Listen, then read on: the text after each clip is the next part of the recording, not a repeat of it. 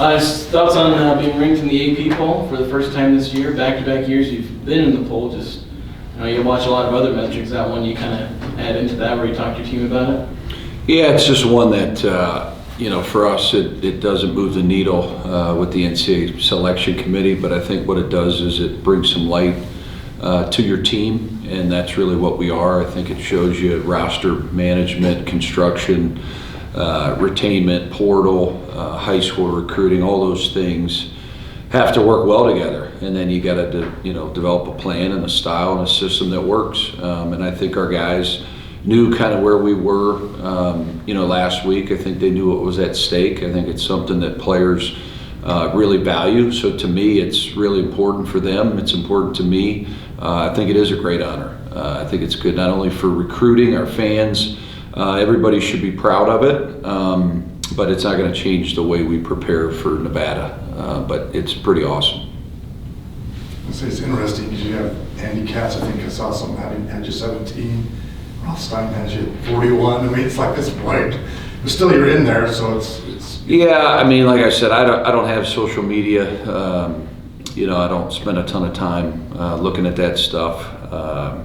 It's just really people's opinions, right? I mean, that's pretty much what a poll is. So obviously there's enough people in the Associated Press or whatever poll we're ranked in the top 25 that they value our team, they value our metrics in the way we're playing basketball. So whether it's Ross, Dean, Goodman, any of these guys, right? I think they all do a great job covering college basketball. They all bring light. It's neat that so many people cover it. But I haven't put a ton of stock into each poll and each guy's opinion. Kind of looking forward to this week. You said you kind of look at games in pairs of two. This week obviously presents a challenge, home against Nevada, then on the road at Grand Canyon. What's the preparation like this week now that you have even more of a target on your back for those two teams? Yeah, I mean, I think first off, starting with Nevada, one of the hottest teams in the country. They've won a ton of games. Play the right way, they value the ball, they get to the free throw line, they win those two margins as good as anybody in the country. So I think just watching them, dissecting them, they run a ton of off-ball screens, whether it's a flare, whether it's a stagger, single pin down. I think you have to be really good with your hands. I think you have to be really good with the different coverages. We'll switch it up. I think Elijah Price is coming off just a masterful week. Got Player of the Week.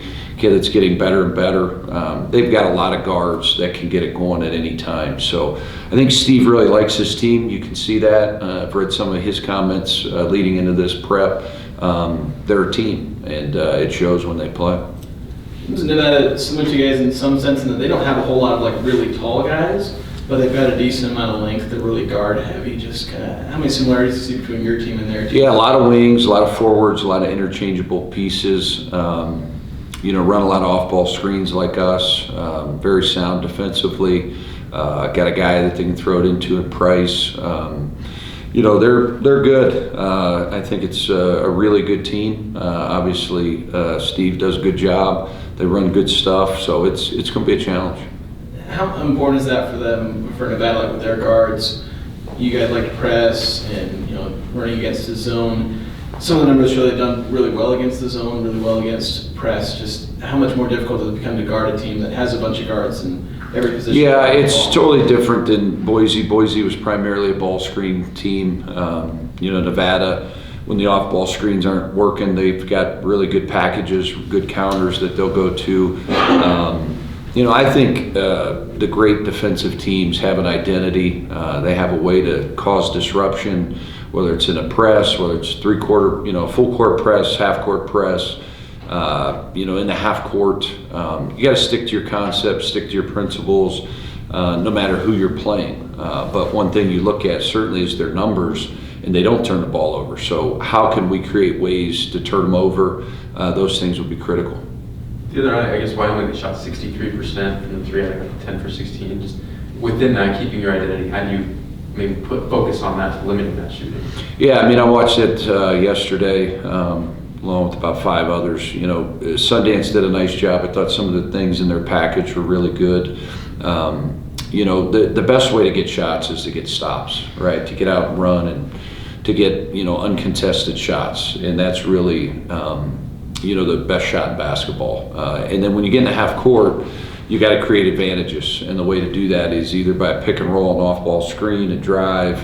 You got to get it side to side, and I think, you know, that's where we're getting better, is getting to the next advantage. We're starting to understand spacing better, recognizing the coverages. Our bigs are doing a phenomenal job of screening, whether it's on ball or off ball. So those things got to continue, right? Those are things that we work on daily.